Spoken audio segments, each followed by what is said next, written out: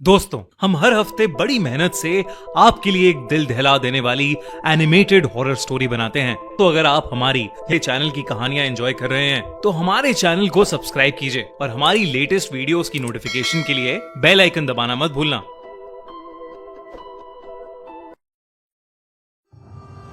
26 साल की रूपा कोलकाता के एक पुराने हेरिटेज होटल में एक हाउसकीपिंग स्टाफ की नौकरी कर रही थी। होटल का नाम था रॉयल क्रिसेंट। वो ब्रिटिशर्स के जमाने की एक बिल्डिंग थी। लंबे अंधेरे कॉरिडोर्स, पुरानी लकड़ियों की सीढ़ियां और दीवारें जिन पर बड़ी बड़ी पेंटिंग्स टंगी थीं। रूपा को वहां नौकरी करते हुए कुछ ही दिन गुजरे थे, पर एक रात कुछ ऐसा हुआ जिसने उसकी पूरी जिंदगी बदल कर रख दी। एक रात वो अपनी हाउसकीपिंग ड्यूटी कर रही थी जब उसे सेकंड फ्लोर के एक हनीमून स्वीट में से किसी के कुछ घसीटने की आवाज आई। वो आवाज बहुत अजीब थी, तो रूपा ने उस कमरे के पास जाकर उसके दरवाजे पर एक नॉक किया। किसी ने दरवाजा नहीं खोला तो रूपा ने बोला, hello sir, anybody there? Room service. फिर भी किसी ने दरवाजा नहीं खोला।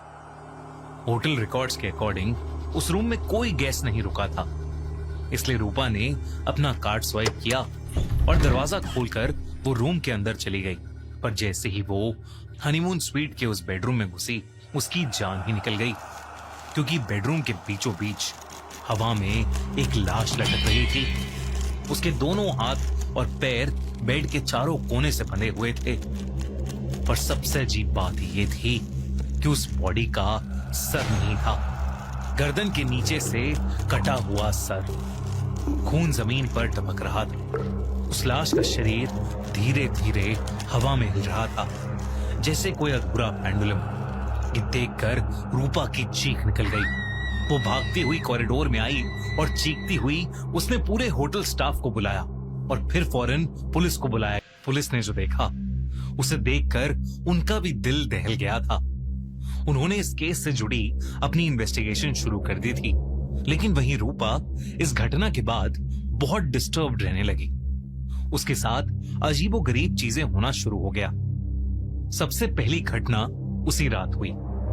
रूपा अपने स्टाफ क्वार्टर्स में सो रही थी जब अचानक रात के 3 बजे उसकी आंख खुल गई। उसे लगा कि जैसे उसके कमरे के बाहर कॉरिडोर में कोई कुछ घसीट रहा हो। बिल्कुल वैसी ही आवाज जो उसने हनीमून स्वीट के बाहर सुनी थी। पहले तो उसने उसे इग्नोर करने की कोशिश की, लेकिन आवाज धीरे धीरे उसके दरवाजे के पास आकर रुकी। फिर 3 जोर की नॉक्स हुई। ठक ठक ठक। रूपा का गला सूख गया। उसने हिम्मत करके दरवाजे के नीचे वाले गैप की तरफ देखा और उसकी सांसें रुक गईं। दरवाजे के बाहर किसी के पैर नजर आ रहे थे, लेकिन वो उल्टे थे, जैसे कोई इंसान पीछे की तरफ देख रहा हो। रूपा चीखना चाहती थी, लेकिन उसकी आवाज ही नहीं निकली। कुछ देर बाद वो पैर धीरे धीरे कॉरिडोर के अंधेरे में घसीटते हुए गायब हो गए। अगली सुबह उसने होटल मैनेजमेंट को सब बताया, लेकिन किसी ने उसकी बात को सीरियसली नहीं लिया। सबको लगा कि रूपा उस इंसिडेंट की वजह से बहुत शॉक्ड है और कुछ दिन में ठीक हो जाएगी। लेकिन चीजें ठीक नहीं हुई, और भी ज्यादा खतरनाक होती गईं। 2 दिन बाद होटल के पुराने स्टोरेज रूम की सफाई करते वक्त रूपा को एक लकड़ी का पुराना बॉक्स मिला। बॉक्स पर अजीब सिंबल्स बने हुए थे। बीच में एक गोला था, उसके अंदर एक आंख और उसके चारों तरफ हाथों के निशान। रूपा से रहा नहीं गया और उसने वो पुराना बॉक्स खोला। अंदर कुछ ब्लैक एंड व्हाइट फोटोग्राफ्स थी।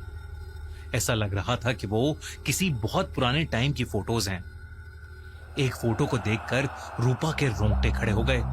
फोटो में कुछ लोग काले कपड़ों में खड़े थे। उनके चेहरे पर अजीब मास्क थे और उनके बीच में एक औरत हवा में लटकी हुई थी। उसके हाथ और पैर रस्सी से बंधे हुए थे और उसका सर था ही नहीं। फोटो के पीछे एक शब्द लिखा हुआ था, अर्पण, यानी सैक्रिफाइस। रूपा ने डर के मारे पुलिस को सब कुछ बता दिया और पुलिस को वो फोटो भी दे दी। इन्वेस्टिगेशन में सिर्फ एक अजीब बात सामने आई। उस होटल के नीचे ब्रिटिश एरा का एक सील्ड बेसमेंट मौजूद था, जिसे 1941 के बाद से कभी नहीं खोला गया था। पुलिस ने बेसमेंट खोलने का फैसला किया। जब दरवाजा तोड़ा गया तो अंदर का मंजर देखकर सबकी रूह कांप गई। दीवारों पर वही सिंबल्स बने हुए थे और बीच में एक पत्थर की वेदी बनी हुई थी। उसके आसपास पुरानी हड्डियां बिखरी हुई थीं। फॉरेंसिक एक्सपर्ट्स ने बताया कि कुछ हड्डियां लगभग 70-80 साल पुरानी थीं। साथ ही उन्हें वहां एक पुरानी डायरी भी मिली। उस डायरी में एक खौफनाक सच लिखा था। 1931 में कुछ अमीर और पावरफुल लोगों ने एक सीक्रेट सोसाइटी बनाई थी। वो लड़कियों की बलि चढ़ाते थे और वो इस रिचुअल को अर्पण कहते थे। हर रिचुअल में एक औरत को चुना जाता था, उसके हाथ और पैर बांधे जाते और उसे हवा में लटकाया जाता और फिर उसका सर अलग कर दिया जाता। और सबसे चौंका देने वाली बात यह थी कि डायरी के आखिरी पेज पर लिखा था, जब तक अंतिम अर्पण पूरा नहीं होगा वो लौट कर आते रहेंगे। ये सब जब रूपा को पता चला तो रूपा बहुत ज्यादा डर गई। उसे लगने लगा कि यह रिचुअल अभी भी हो रहा है। उसने सोचा कि वो सुबह होते ही नौकरी छोड़ देगी, लेकिन रूपा के लिए अगली सुबह कभी हुई ही नहीं। उस रात जब वो अपना काम खत्म करके सोने के लिए अपने कमरे में जा रही थी तो उसे ऐसा लगा कि जैसे होटल के उस लंबे कॉरिडोर में उसके साथ साथ कोई और भी चल रहा है। उसने पीछे मुड़कर देखा लेकिन वहां कोई नहीं था। पर जैसे ही उसने अपने कमरे का दरवाजा खोला तो उसे अंदर 5 लोग दिखाई दिए, जिन्होंने बिल्कुल वैसे ही काले कपड़े और काले मास्क पहने थे जो उसने फोटोज में देखे थे। उनमें से हर एक के हाथ में एक कटा हुआ औरत का सर था जो सड़ चुका था। जैसे ही रूपा ने वो सब देखा उसकी चीख निकल गई और वो रूम से बाहर भागी। वो मदद के लिए चीख रही थी, लेकिन ऐसा लग रहा था कि जैसे वो पूरे होटल में अकेली हो।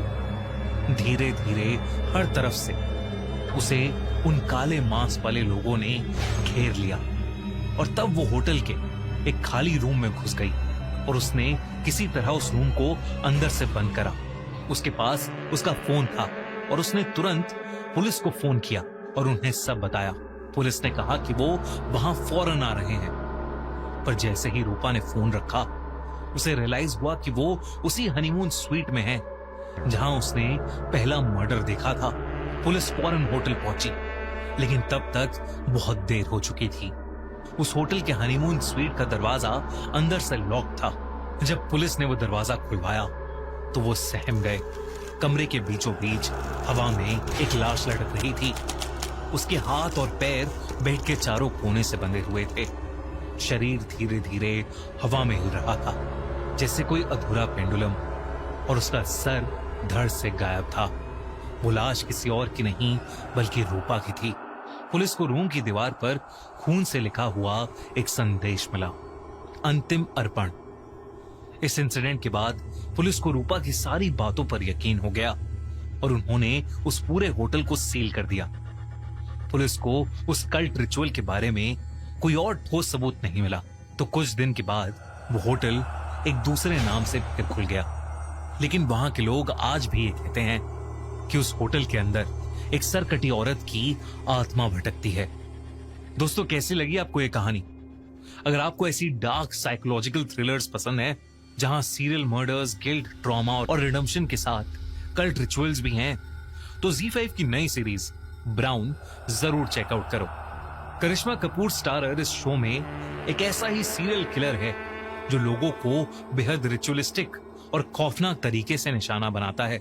लेकिन असली सवाल सिर्फ ये नहीं है कि किलर कौन है, बल्कि ये है कि वो ऐसा क्यों कर रहा है। Don't forget to watch Brown, streaming only on ZEE5। और अगर आपको ये वीडियो अच्छी लगी तो हमारा चैनल खूनी मंडे सब्सक्राइब करना बिल्कुल मत भूलना।